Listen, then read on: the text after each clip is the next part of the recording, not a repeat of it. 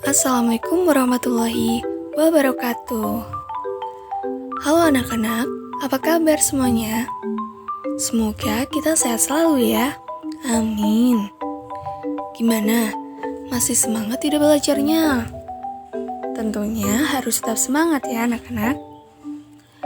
Alangkah baiknya sebelum kita belajar, kita berdoa dulu. Mari Ibu pimpin. Berdoa, mulai. Berdoa selesai. Baik, ayo keluarkan buku LKS kalian masing-masing ya. Tunggu dulu. Hari ini kita belajar apa ya kira-kira? Ada yang tahu? Wah, betul sekali. Hari ini kita akan belajar tentang cerita dongeng. Dongeng itu apa sih, Bu? Nah, di sini Ibu akan menjelaskan apa itu dongeng. Dongeng itu adalah bentuk sastra lama yang bercerita tentang kejadian luar biasa, yang penuh khayalan dan dianggap oleh masyarakat merupakan suatu hal yang tidak benar-benar terjadi. Nah, dongeng ini disampaikan turun-temurun untuk menyampaikan moral atau hanya hiburan saja. Sudah paham? Wah, pintar sekali. Jika sudah paham, simak baik-baik. Kita lanjut ke jenis apa saja itu dongeng. Ada yang tahu? Wah, betul. Fabel juga termasuk dongeng. Nah, Ibu akan menjelaskan tentang jenis-jenis dongeng. Disimak baik-baik ya anak-anak. Nah, yang pertama, jenis dongeng itu ada fabel. Bu Guru, fabel itu apa? Nah, fabel itu cerita tentang kehidupan binatang.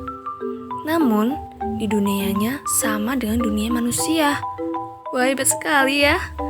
Di dalam fabel ini, binatang-binatang yang menjadi tokoh digambarkan memiliki perilaku seperti manusia. Jadi, binatang-binatang itu bisa berbicara, berpikir, sekolah, bekerja, dan melakukan aktivitas lain seperti manusia. Bahkan, di dalam fabel juga ada konflik loh. Konflik itu seperti masalah ya, yang menjadi tokoh utama dengan tokoh yang lainnya. Contoh fabel itu apa saja? Ada yang sudah tahu? Pintar sekali. Contoh fabel adalah cerita tentang kura-kura dan kelinci, kelinci dan buaya, dan masih banyak yang lainnya. Selanjutnya yaitu cerita legenda. Ayo, disimak baik-baik ya. Legenda ini adalah cerita yang mengisahkan tentang asal-usul terbentuknya suatu tempat, seperti asal-usul terjadinya gunung Tangkuban Perahu, dan masih banyak lainnya. Cerita ini berasal dari rakyat zaman dahulu. Rakyat yang tinggal di daerah tersebut biasanya menganggap cerita legenda itu benar-benar terjadi. Kemudian, cerita legenda itu akan diceritakan kembali, turun-temurun, hingga menjadi cerita sekarang yang kita ketahui. Kemudian cerita mite. Mite itu apa sih, Bu? Mite itu anak-anak cerita yang berasal dari rakyat dari sebuah daerah. Biasanya mite menceritakan tentang tokoh gaib seperti dewa, peri, bahkan hantu. Salah satu contohnya adalah Nyai Loro Kidul dari Yogyakarta. Sampai sini sudah paham? Alhamdulillah jika sudah paham. Kemudian selanjutnya adalah sage. Sage adalah kisah yang menceritakan kehebatan atau kepahlawanan seseorang. Misalnya, kisah Joko Tingkir.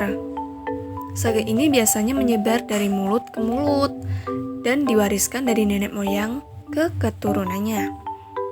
Maka, lama-kelamaan ceritanya sedikit berubah. Wah, sayang sekali anak-anak. Berubah seperti apa sih, Bu? Berubahnya itu kadang ada beberapa bagian yang bertambah, tapi ada beberapa juga ada yang berkurang. Seperti itu anak-anak. Nah, kemudian parabel. Parabel adalah cerita yang mengandung nilai-nilai pendidikan. baik nilai pendidikan agama, moral, dan pendidikan lainnya. Nilai-nilai pendidikan yang ada biasanya disampaikan secara tersirat. Contoh dari cerita parabel ini adalah maling kundang. Seperti itu ya anak-anak. Nah, jika belum paham, kalian bisa baca ulang lagi ya. Ibu kasih waktu untuk membaca ulang kembali agar kalian lebih paham. Jika sudah membacanya, apakah kalian sudah tahu tentang perbedaan cerita itu? Wah, pintar sekali. Semoga kalian tetap semangat belajar ya. Jika sudah paham, setelah membaca, silakan kalian menjawab pertanyaan yang ada di bawah cerita tersebut ya. Dengan cara menyebutkan tokoh. Nah, jika sudah selesai, kalian bisa berdiskusi dengan teman kalian. Kemudian, berlatih membuat tulisan tentang sifat tokoh di dalam cerita itu. Sampai di sini ada yang belum paham anak-anak?